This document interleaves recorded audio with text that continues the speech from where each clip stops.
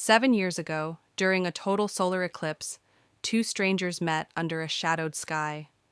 They didn't share names, they didn't trade numbers. Yet in a few fleeting hours, they felt something undeniable. Now destiny is about to prove whether love moves by human clocks or cosmic timing. Because sometimes love doesn't fade, it simply waits for the stars to line up. 7 years earlier, Kim Gallagher stood in a packed field in Carbondale, Illinois, watching daylight melt into dusk. Her boyfriend stood beside her, but her heart felt distant. A few steps away was Malcolm Brooks, an astronomy graduate student attending with his girlfriend. Quiet, brilliant, attentive. When the moon covered the sun, the crowd gasped. Earlier, Kim and Malcolm talked about the sky, about fate, about how rare moments make you question everything. They laughed like lifelong friends. But reality intruded. Both were in relationships. Both were leaving town. In the rush back to their partners, they never exchanged names. Just like that, the universe pulled them apart. But neither forgot. 7 years later, Kim isn't the hopeful woman from that field. She's now a divorced mother returning to a Chicago news station after 5 years as a stay-at-home mom. She craves more confidence, more than being remembered as the reporter who froze during her only live segment. When another total eclipse is set to pass through Carbondale, Kim begs her producer, Pete Whitaker, for the chance to cover it live. Pete hesitates, but with no one else free, he reluctantly agrees. This is her redemption. She travels with her best friend and talented camera person, Claire Reynolds, along with Reed Harris, Pete's overly confident nephew, who believes he knows everything about field reporting. Reed talks endlessly, interferes constantly, and only heightens Kim's anxiety. Meanwhile, Malcolm is no longer a student. He's now an astronomy professor from Arizona, returning to observe the eclipse and promote his book manuscript. He brings his friend Travis Wesley, a film professor filling in as his assistant. Malcolm seems composed, yet he's still haunted by the woman he met 7 years ago. He never learned her name, but every eclipse brings her back to mind. Fate starts teasing them. Kim enters a cafe moments after Malcolm leaves. Malcolm checks into a hotel seconds before Kim exits. They attend the same lecture by the legendary Dr. Stanley Longford, but stand on opposite sides. Close, still strangers. Kim battles returning nerves. Reed undermines her. Rival reporter Steve Harvard mocks her. Old doubts creep in. Maybe she's not cut out for this.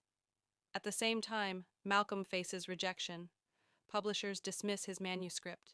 His former student Meredith lingers around him. Professionally and emotionally, he feels stalled. The only thing that ever felt certain was that brief eclipse connection years ago.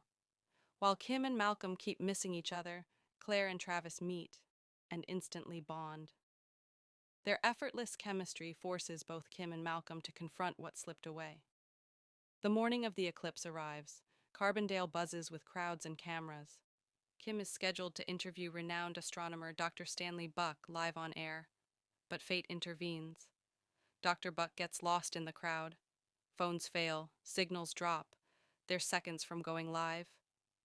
Then Reed spots a man nearby adjusting advanced eclipse equipment. It's Malcolm, calm, focused, unaware destiny is circling back. Kim turns toward him, her heart skips. The way he stands, the way he adjusts his lens. Deja vu crashes over her. Reed insists they use Malcolm instead. He's a professor. He'll do. No time to argue. They go live. 3, 2, 1. Kim steps into frame. She introduces the eclipse, then turns to present the substitute expert. And there he is, not across a field, not at a distance, but inches away. They freeze. The shock is visible. Her voice wavers. His eyes widen.